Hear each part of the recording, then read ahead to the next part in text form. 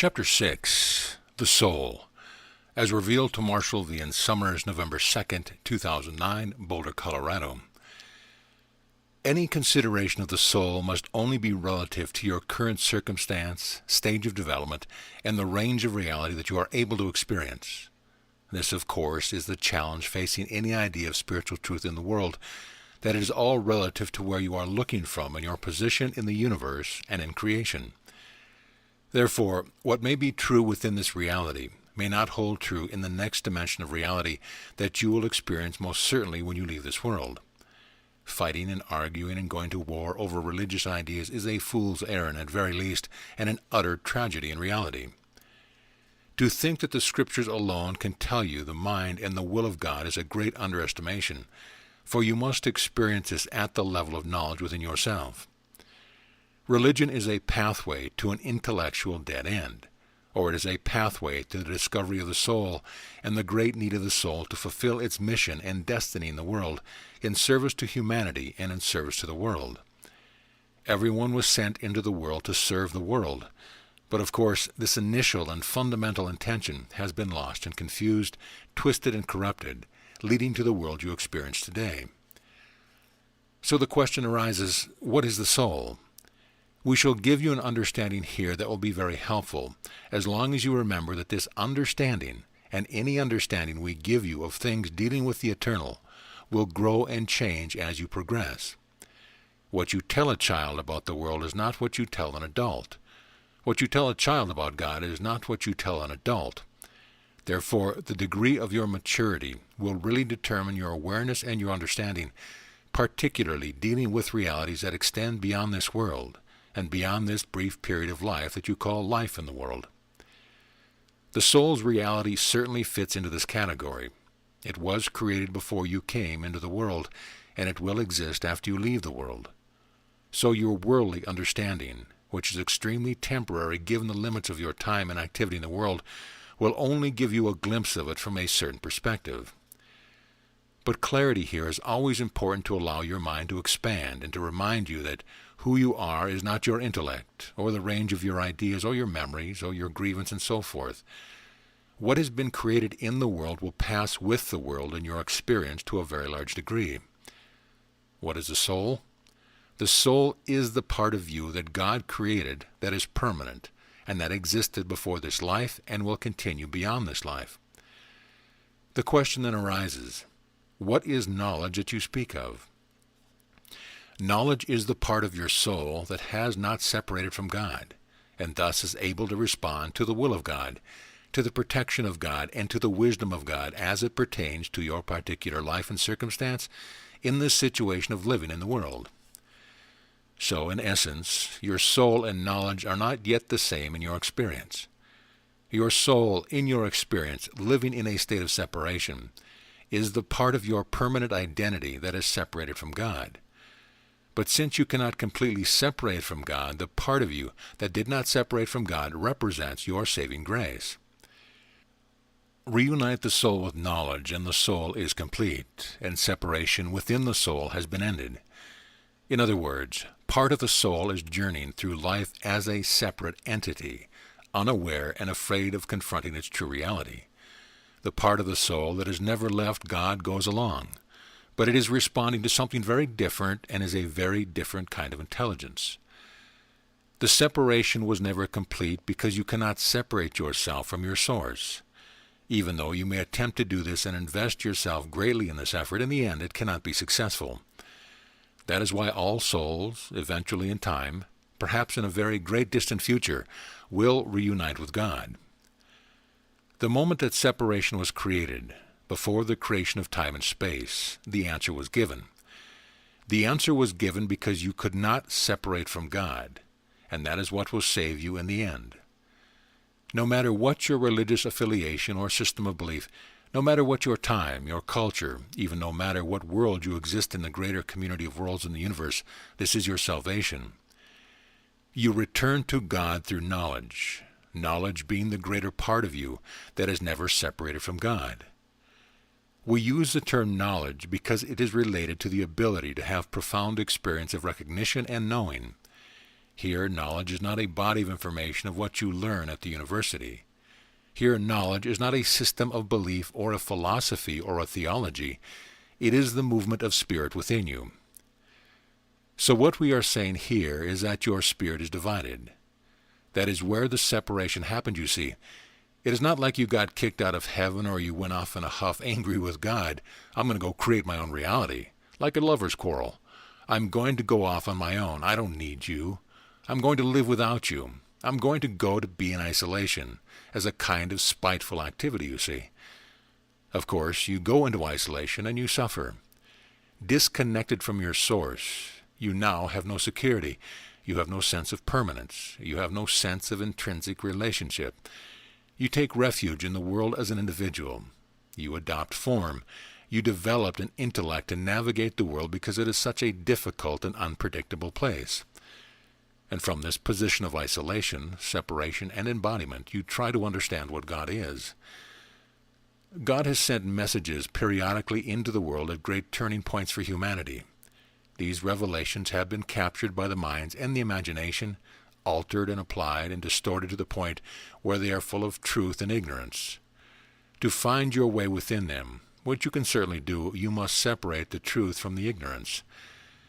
You cannot know God with your intellect. It was not created to encompass something so great, for an intellect can only consider other intellects. It can only consider things that are like itself to some degree, and God is not an intellect. People think of God as a person or personage, but God is not a person or a personage.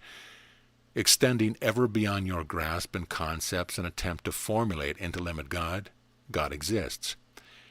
It would be like an ant trying to understand the sun of your solar system. It can experience the power of the sun and benefits from this to be able to live in a world that you know, but comprehension will never really be complete. The revelations from God have always been for the purpose of re-engaging you within your deeper nature, so that the separation can be mended and finally ended within you. For you cannot return to your ancient home, your heavenly state, until this mending has occurred. God cannot uncreate your separation, because God did not create the separation. God affects reality, not that which is not reality. But God has sent knowledge with you into the world. It goes everywhere with you. In this way, God does not have to take care of your life and does not have to watch over you personally, because the Lord of 1 trillion universes cannot be preoccupied with your daily affairs or your preoccupations or internal conflicts. To think that God is talking to you every day is to make God into your personal servant, your errand boy, like some kind of minor deity that is preoccupied with what you are doing.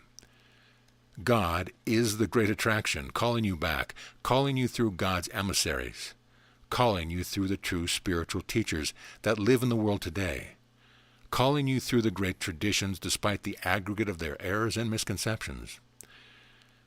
God has given you knowledge to guide you, to protect you, and to lead you to your greater accomplishments in the world. In this way, God does not have to be something other than God.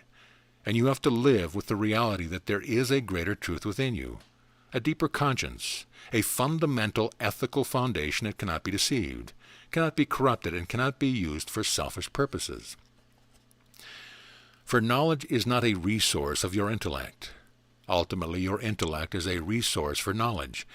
But to see this, you would have to shift your sense of identity to a far more permanent and deeper part of your existence to see that your intellect is a magnificent tool of communication. It is there to serve the spirit, not to imprison the spirit.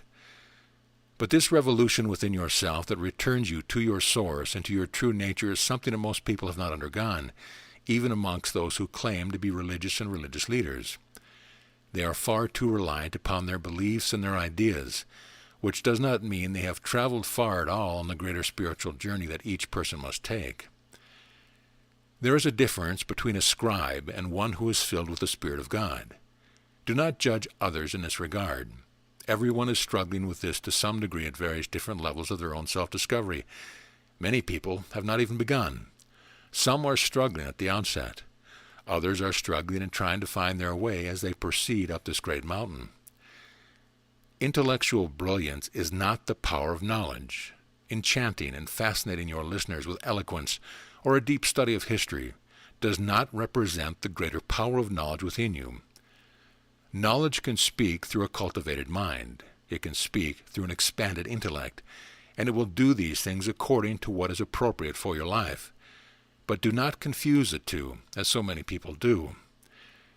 Your soul is lost, but your soul cannot be completely lost because it is tethered to God through knowledge, through that part of you that never left God. Knowledge, which travels with you every moment, is with you every day in every situation, counseling you and guiding you. But you cannot feel its counsel or follow its guidance because you are so lost and captivated by the world and by your internal fantasies and fears, your own internal conflicts, your unforgiveness, your grievances, your attitudes, and your fixed beliefs. It is like you are set in a stockade in the center of town, your arms and your head locked in the stockade, and you cannot get out and be in the town because you are stuck there. That is your crown of thorns. That is your imprisonment. The world celebrates brilliant intellects and artistic talent. It celebrates individual achievement, but it knows not of the power and the presence of knowledge. It will honor its saints, but only when they are dead and gone, and are no longer a social, political, or religious problem. But people are still able to inspire others because knowledge is moving through them to a certain extent. Knowledge is everywhere. The demonstrations through selfless giving, the demonstrations through encouragement and inspiration, the demonstrations through countless forms of contribution to the well-being of individuals and to the well-being of nations of people in the whole world are countless and manifest. You live in a world that is demonstrating knowledge all the time, and you live in a world that is demonstrating the denial of knowledge all the time.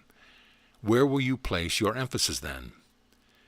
That which denies knowledge is, in essence, evil because it denies the grace and the power of God.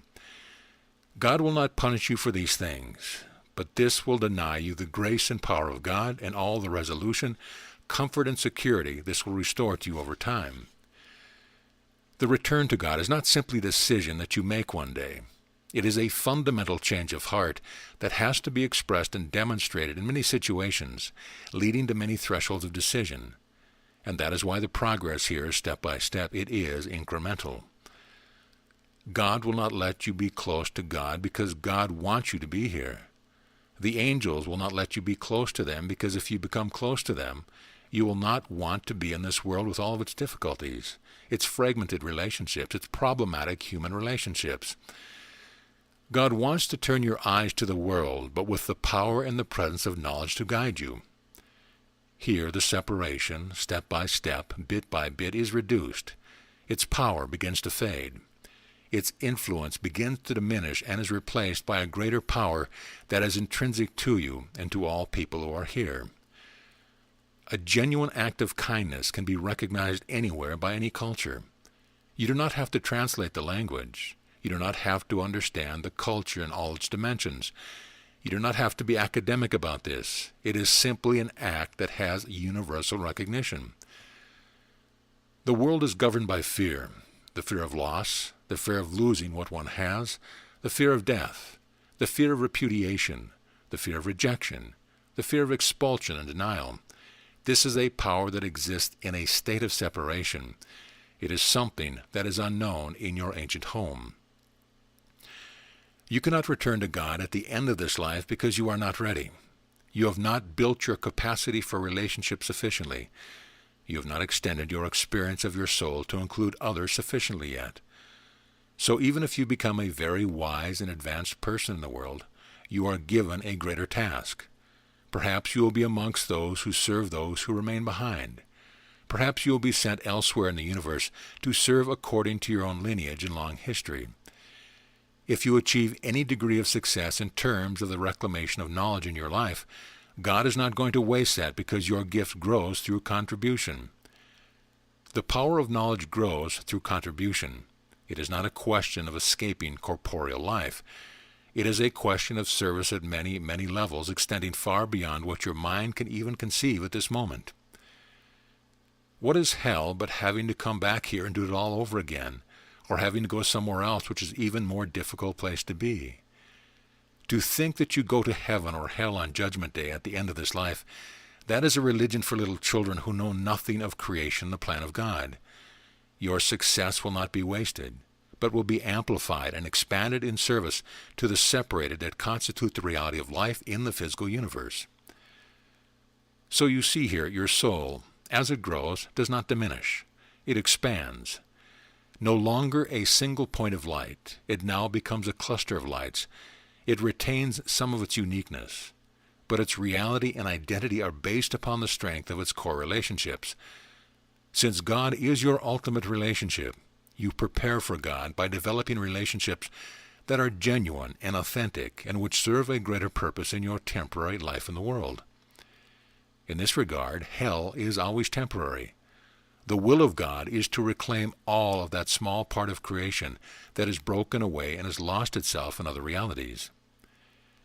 The tragedy is in time. In time you are suffering.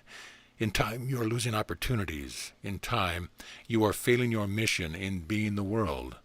In time you are producing more suffering for others, more suffering for yourself as a result, compounding your problem, deepening your dilemma, further darkening your mind. There are certainly worse hells than this. Humanity is remarkable in the degree of suffering it can generate for itself, both individually and collectively. God will reclaim you in the end, but the end can be a long time from now, and you are suffering in time. You are languishing in time. Your soul cannot reunite without the reclamation of knowledge.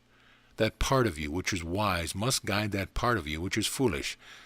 That part of you that has not become separate from God must guide the part of you that still thinks it is in separation from God. In this way, God does not have to exert special effort for your salvation because the process is already underway. God does not have to be your therapist, your counselor, or your personal attendant, not even the angelic presence. People think the angelic presence is again like their bedmaiden, their personal attendants. This, of course, is ridiculous. The unseen ones, the angelic presence that might counsel you on occasion, have thousands of individuals they have to look after.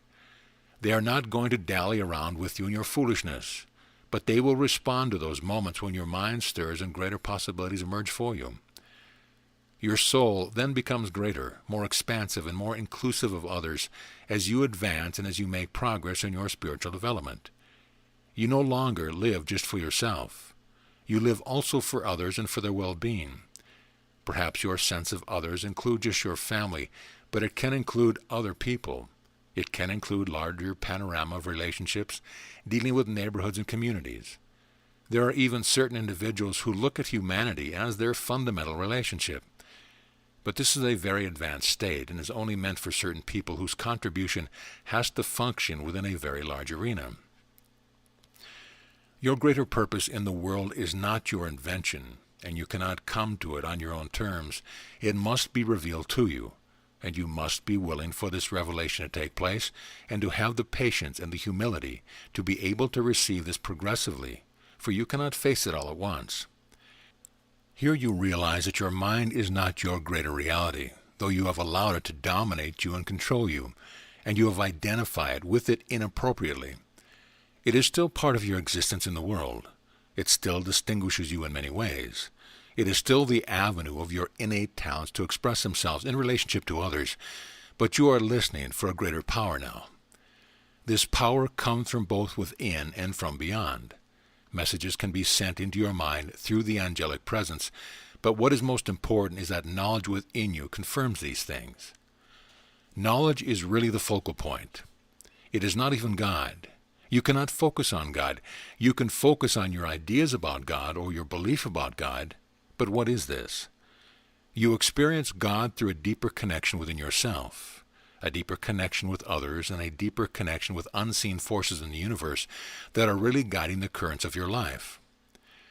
Your mind is like the ocean at the surface, turbulent and unpredictable, pointless, whipped by the winds of the world, one day calm, one day turbulent. You look at the surface and you cannot make any sense out of it. It has no certain direction except when you see that it is governed by tides, which are governed by celestial forces beyond the range of your personal experience. But even beyond this, the ocean itself has deeper currents that move the water of the world all over the planet, governed by greater forces than the winds of the world. You see, your mind is whipped by the winds of the world. You are happy, you are sad, you are turbulent, you are inconsistent, you suffer over meaningless things, you pursue meaningless things, you are in conflict with yourself and other people. You do not know what you are doing or what you want, profoundly confused, profoundly conflicted.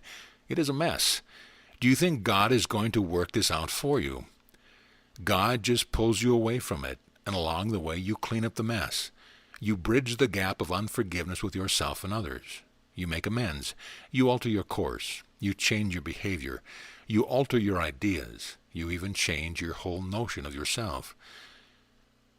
If people are not willing to do this, then nothing happens. They can be priests, they can be governors, they can be presidents, they can be kings. They can proclaim anything, but they are no more than what they have created within themselves. Without knowledge, this is nothing, a racket, an empty gesture, someone crying in the wind, forgotten, insignificant. But your life is significant. You have not been forgotten, and God has spoken again to reveal the true nature of the soul and of its redemption. This is at the heart of all the world's religions. But what is at the heart can be concealed by what is in the mind. Many people need this clarification within their faith traditions and those who have no faith traditions. For humanity is facing the great change that is coming to the world, great difficulties and great challenges. These things can call out of you your true gifts and your deeper nature if you know how to respond to them. But to respond, you must recognize them and prepare for them.